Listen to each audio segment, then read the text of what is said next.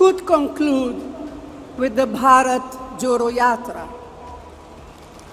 The Yatra has come as a turning point.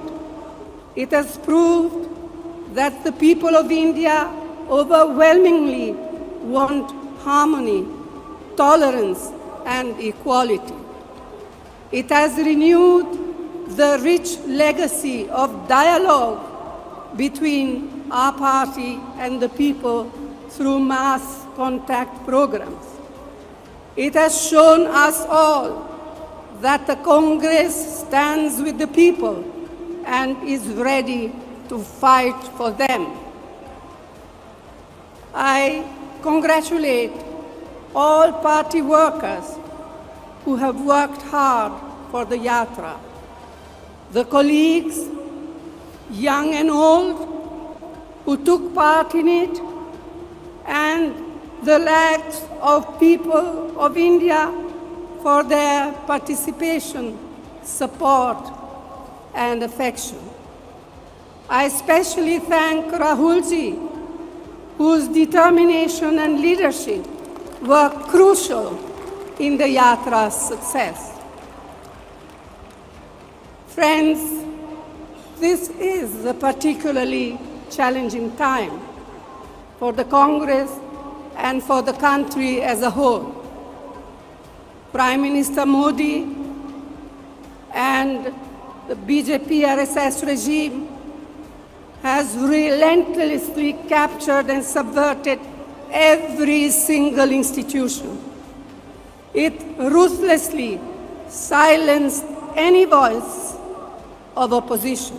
नमस्कार, स्वागत है आपका हमारे चैनल में। मैं रानी गुप्ता आपके साथ। बड़ी खबर सामने आ रही है। आपको बता दें कि कांग्रेस की पूर्व अध्यक्ष और इसी के साथ ही कांग्रेस नेता सोनिया गांधी ने अपने राजनीतिक करियर को लेकर के बड़ा संकेत दे दिया है। दरअसल उनका कहना है कि वो अब राजनीति से संन्यास ले सकती हैं, जिसके बाद अब ये सवाल उठने लगा है कि उनकी जो सीट है रायबरेली की, वहां से अब चुनाव कौन लड़ेगा। इसी के साथ ही लोग ये भी सवाल उठा रहे हैं कि विपक्ष क्या एकजुट नहीं हो पा रहा है, महागठबंधन नहीं हो रहा है, और क्या 2024 में एक बार फिर से ये डर सता रहा है कि जीत एक बार फिर से मोदी की होगी, जिसकी वजह से पहले ही सोनिया गांधी पीछे हट गई हैं और उन्होंने राजनीतिक करियर को विराम देने का ठान लिया है, राजनीति से संन्यास लेने का ठान लिया है। आपको बता दें कि छत्तीसगढ़ के रायपुर में कांग्रेस पार्टी का 85वां अधिवेशन चल रहा है और इस अधिवेशन में पार्टी की ओर से आगे की रणनीति तैयार की जा रही है। बता दें कि कार्यक्रम को संबोधित करते हुए सोनिया गांधी ने भारत जोड़ो यात्रा से लेकर देश के ताजा हालात पर चर्चा की। आपको सुनवाते हैं कि आखिर सोनिया गांधी ने अपने इस लंबे संबोधन के दौरान क्या बातें कही और बीजेपी को लेकर के अपनी क्या बातें रखी हैं। It has caused economic ruin by favoring a few chosen businessmen at the expense of all others and of the people, of ordinary people. And most distressingly, it fuels the fires of fear and hatred against fellow Indians. It viciously targeted minorities and ignored crimes and discrimination against them, against women, against Dalits, and against Adivasis.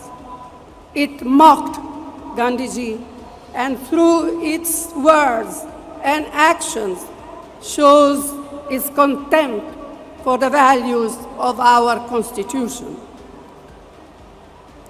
In many ways, the situation today reminds me of the time when I first entered politics.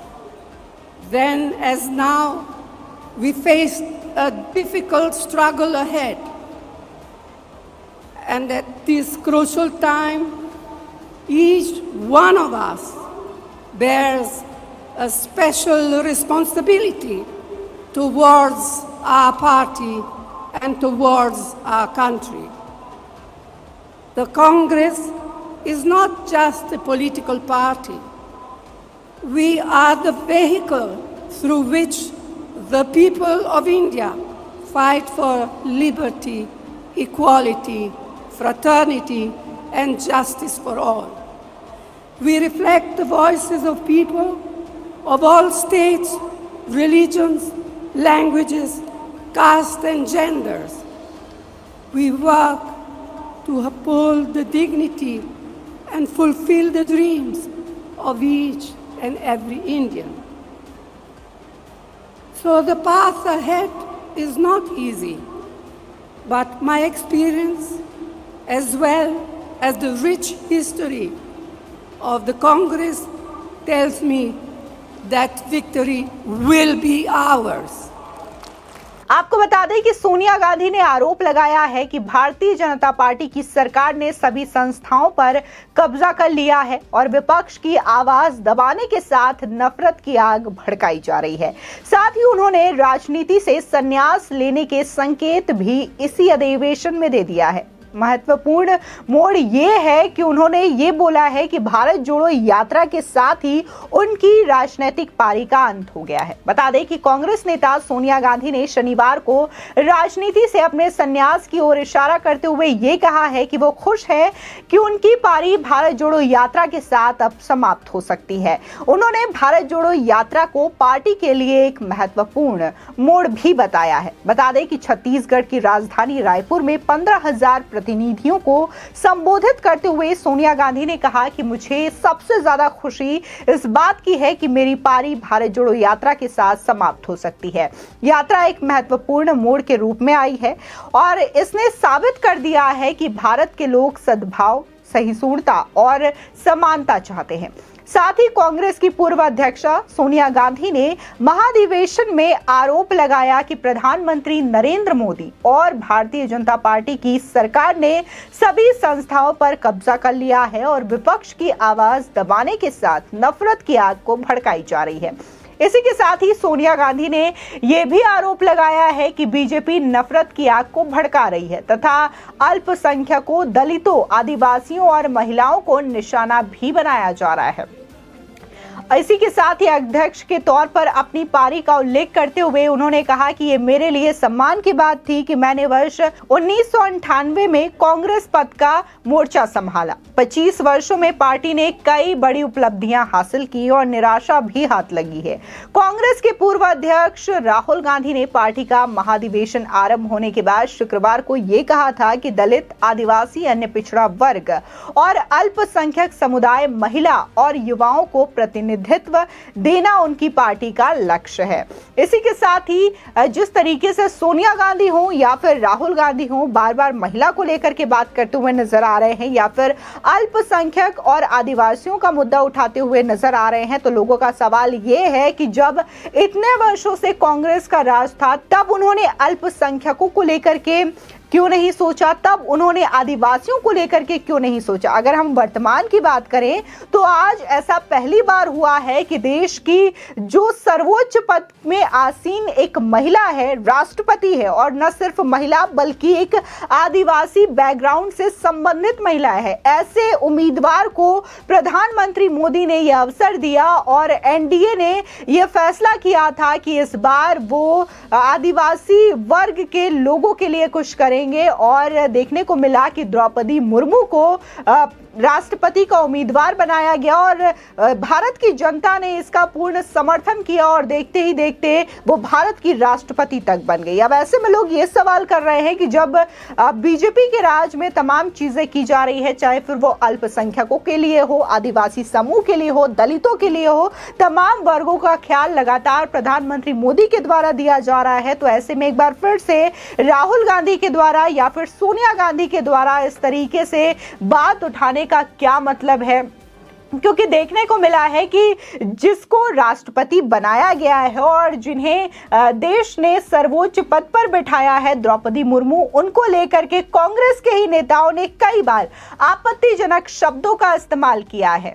आपको बता दें कि कांग्रेस के ही नेता अधीर रंजन चौधरी ने राष्ट्रपति मुर्मू को लेकर के आपत्तिजनक बयानबाजी भी की थी और जब इस बात को लेकर के उनसे सवाल पूछा जाने लगा और माफी मांगने के लिए कहा गया, तब उनका यह कहना था कि उनका जो डायलेक्ट है, उनका जो डिक्शन है, वो हिंदी को लेकर के क्लियर नहीं है। वो पश्चिम बंगाल से आते हैं और उनका जो मदर टंग है वो बंगाली है, जिसकी वजह से उनकी जुबान फिसल गई है। ये कांग्रेस के लिए बड़े ही आश्चर्य की बात नहीं है, क्योंकि कांग्रेस का कोई भी नेता किसी को भी इस तरीके से टिप्पणी कर देता है, उसके बाद ये कहता है कि उनकी जुबान फिसल गई है। बता दें कि इसी अधिवेशन में राहुल गांधी ने यह भी कहा था कि देश में बने नफरत और कट्टरता के माहौल के खिलाफ हम लड़ते रहेंगे। गरीबों, किसानों, मजदूरों और वंचितों की आवाज हम उठाते रहेंगे। जन जन तक हम कांग्रेस का ये संदेश पहुंचाएंगे। इसी के साथ ही कांग्रेस का 3 दिवसीय महाधिवेशन गुरुवार को शुरू हुआ है। पार्टी की संचालन समिति ने सर्वसम्मति से यह फैसला किया है कि पार्टी की शीर्ष नीति निर्धारित इकाई कांग्रेस कार्य समिति के सदस्यों का चुनाव नहीं होगा, बल्कि पार्टी अध्यक्ष मल्लिकार्जुन खड़गे सदस्यों को नामित करने के लिए अधिकृत होंगे। इसी के साथ ही कांग्रेस के संविधान में संशोधन का प्रस्ताव भी दिया गया, जिसके तहत पार्टी के संगठन में सभी स्तर पर अनुसूचित जाति, जनजाति, ओबीसी, महिलाओं और युवाओं और इसी के साथ ही अल्पसंख्यक समुदाय के लिए 50% प्रतिनिधित्व सुनिश्चित और सुरक्षित किया जाने का लक्ष्य बताया जा रहा है। फिलहाल जिस तरीके से सोनिया गांधी ने ये संकेत दे दिए हैं, तो इसको लेकर के कई सारे सवाल उठ रहे हैं। आपकी इस खबर को लेकर के क्या राय है, हमारे कमेंट सेक्शन में जरूर बताएं। आगे की और भी अपडेट के लिए चैनल को सब्सक्राइब करना ना भूलें।